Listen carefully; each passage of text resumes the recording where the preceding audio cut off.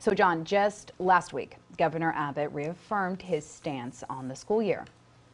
That's right. Governor Abbott, Lieutenant Governor Dan Patrick, Speaker Dennis Bonnen, and state education leaders all issuing a joint statement to school districts with guidance about how and when to reopen campuses. Governor Greg Abbott joining us live this afternoon. Governor, good to see you.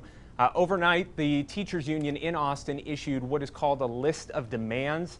That included no school of any kind until after Labor Day and no school in classrooms until mid-November. You live here in Austin. What do you have to say about that?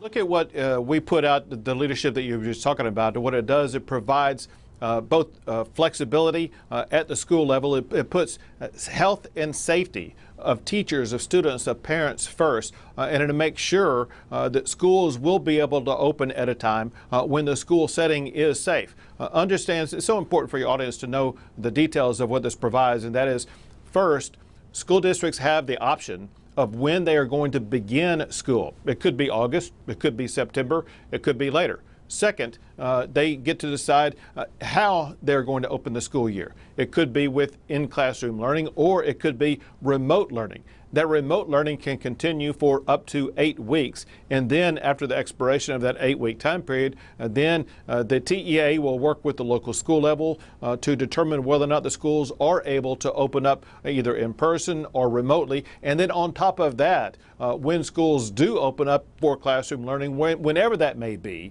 if anybody ever tests positive, the school has the ability to close down for 5 days for sanitation purposes, as well as to ensure that during that time period, students will be educated remotely. Bottom line is this, and that is the power of decision-making authority is exactly where it should be, and that is with the local school board level. But second, they have all of the flexibility they need to make sure they are doing everything possible to keep their teachers as well as their students and parents safe. To that flexibility here in just a minute, but do you see any kind of scenario, Governor, where some kids aren't back at school by nearly Thanksgiving?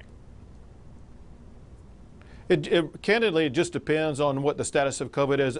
Understand the facts that we're dealing with right now, and that is, as you all have seen in Travis County, the community in Travis County has done a great job of being very vigilant to slow the spread of COVID-19. You've seen your case numbers decline, you've seen your hospitalizations decline, and if people in Travis County, for example, continue that effort, by the time the school year begins, which is just still a month from now, you will be able to see a far safer setting. Then the second thing is knowing that once schools open up, there will be an additional potential at least 8 weeks before other decisions have to be made.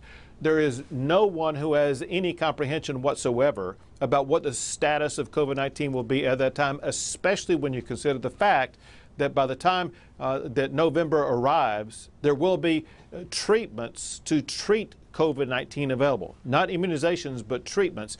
And we need to see how prolific those treatments will be and the type of safety they will provide to the people in the Austin area. Governor, the teacher retirement system of Texas estimates that between 125,000 and 140,000 teachers are eligible to retire in Texas right now.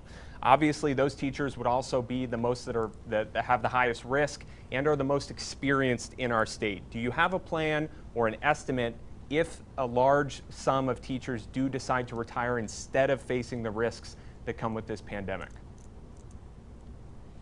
Well, first, always school districts remain flexible. Every single year, there are teachers that retire, and so the numbers remain the same every single year. But second, understand that the way that the school districts are going about the process to make sure they open up in ways that are safe, there is no concern that teachers should have with regard to the safety of the setting of the school environment, knowing full well they have the capability of educating children remotely for months on end before they do have to go into a classroom. What we need now are teachers who are going to step up and make sure that they are going to make sure that we do not lose a generation of students simply because of the pandemic.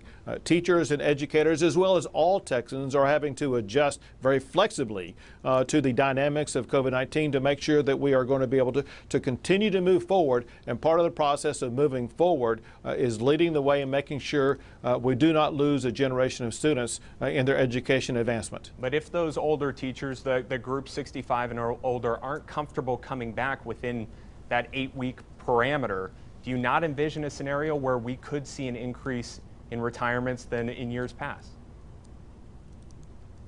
You know, again, there are retirements every single year. And those retirements can happen at any particular time. And I know from my conversations with school district leaders across the entire state of Texas, they are prepared for the flexibility that's going to be needed to make sure that the students in those schools will be able to be educated. Now, down in San Antonio, the Northside ISD superintendent said he does not feel safe reopening. He wouldn't do it and would rather take this to court. How do you plan to handle those school districts that may not follow your orders, may not follow those state guidelines, and say, we're just not comfortable, we're not ready to go back? Well, he needs to understand his misconception, if you would, about what the facts are, because that superintendent has the singular authority to decide when he is going to open up his school. He has the singular authority to decide how he is going to open up his school. He has the singular authority to ensure the safety of every single person in that school. So what he's saying is that he doesn't feel safe because he doesn't feel confident he's going to be able to make the right decision. He has the independent authority to follow exactly what the local public health authority has recommended, and that is that they do not open up classes for in-school education until the 7th of September. He still has that very same flexibility. And so it is his responsibility as the leader of the local school district to make the right decision that is in the best safety interest for the students, for the teachers, and for the parents. Governor Abbott, thank you for your time. Thank you for joining us live this afternoon. We'll be right back. Sean has your forecast next.